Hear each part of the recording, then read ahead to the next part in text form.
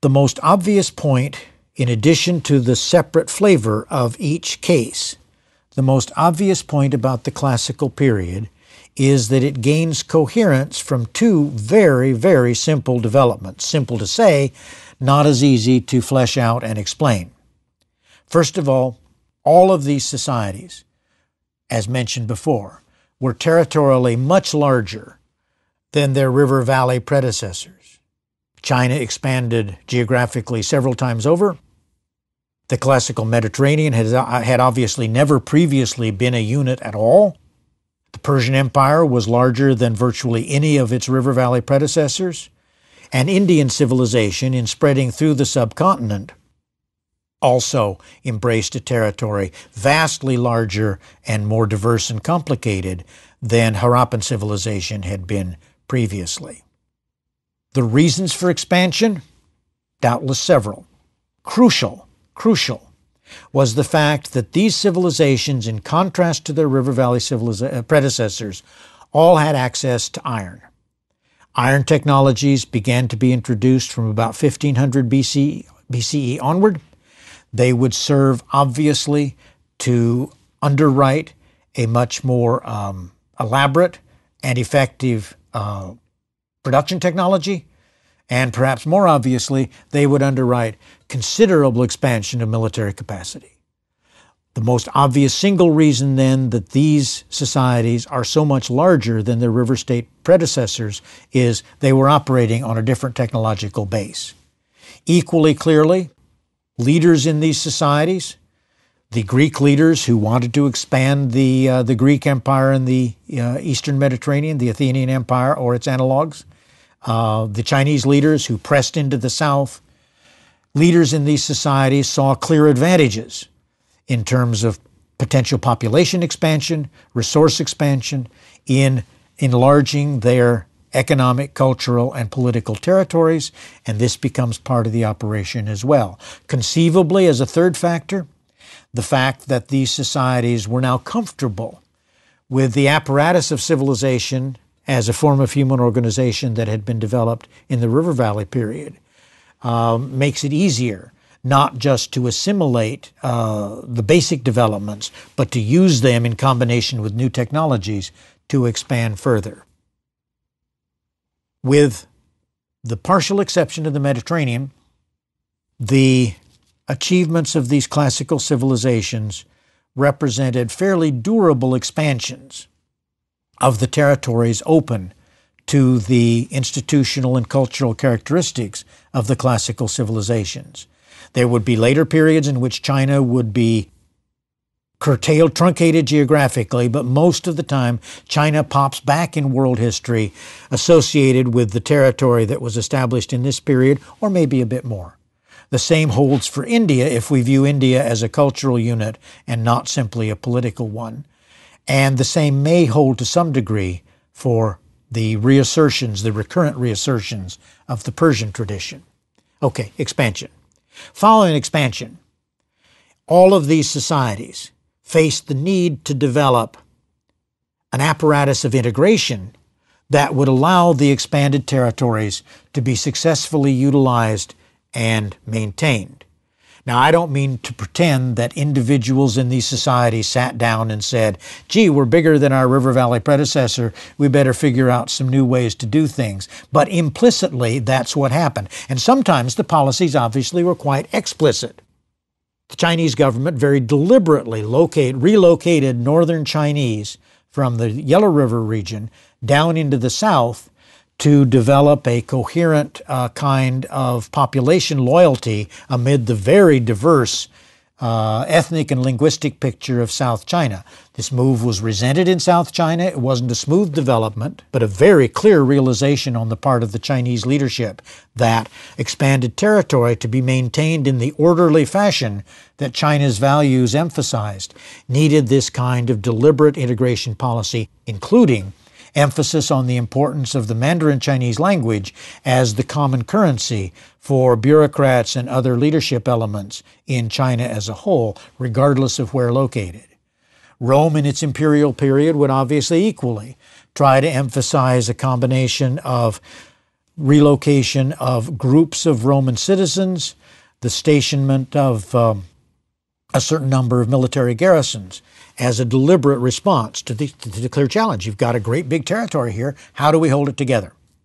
Okay, more generally, and here's where we go beyond explicit policy to implicit realization of opportunity.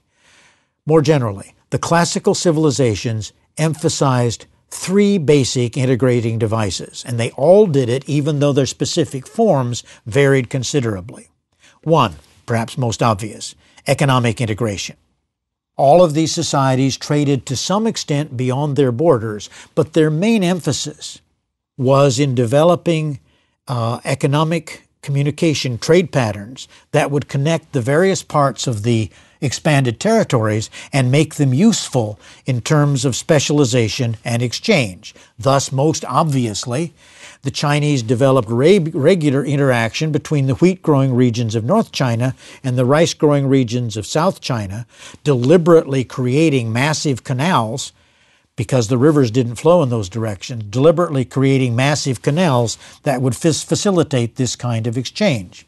Same thing happened in a more familiar fashion in the classical Mediterranean.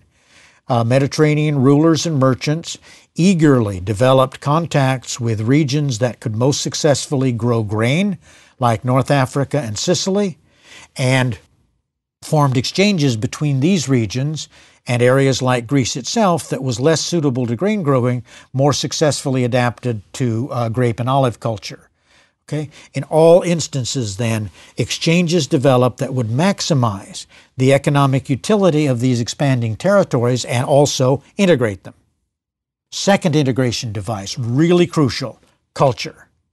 All of these societies, again, I don't mean that there was a coherent plan, all of these societies introduced key cultural systems, interestingly, in all cases in the 6th and 5th centuries BCE. The cultural systems might be Confucianism, Taoism, Hinduism, Buddhism, Zoroastrianism in the Persian case, Greco-Roman philosophy and art. Very different statements, but in all cases, cultural systems, philosophic and or religious statements combined with artistic traditions that could then be expanded through the empire as a whole, at least among elites, to provide something of a cultural glue. Again, I don't want to suggest that Confucius or Socrates or Plato were deliberately serving the purpose of civilization expansion, but the way their teachings were disseminated and adopted actually had that effect.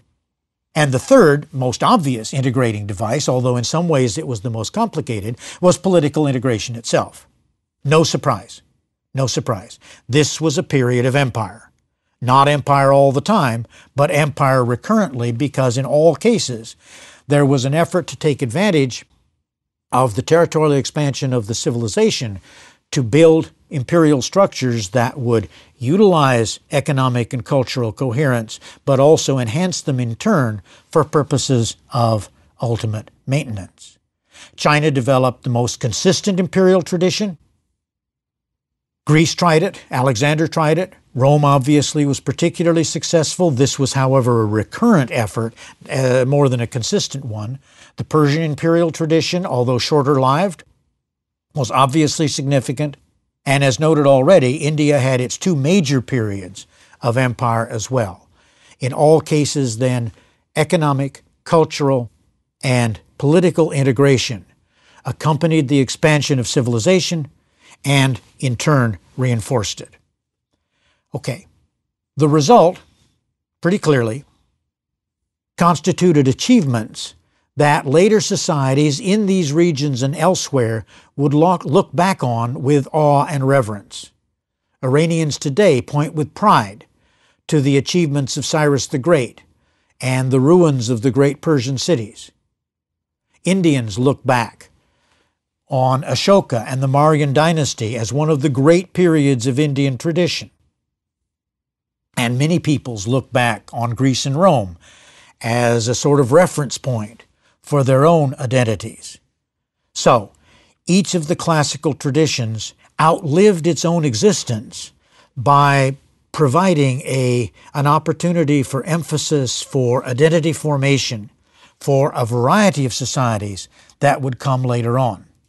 But more important, each of the classical societies generated value systems and institutions that would also outlive the societies themselves. We call this period classical because of both the reverence and the fact that it was formative.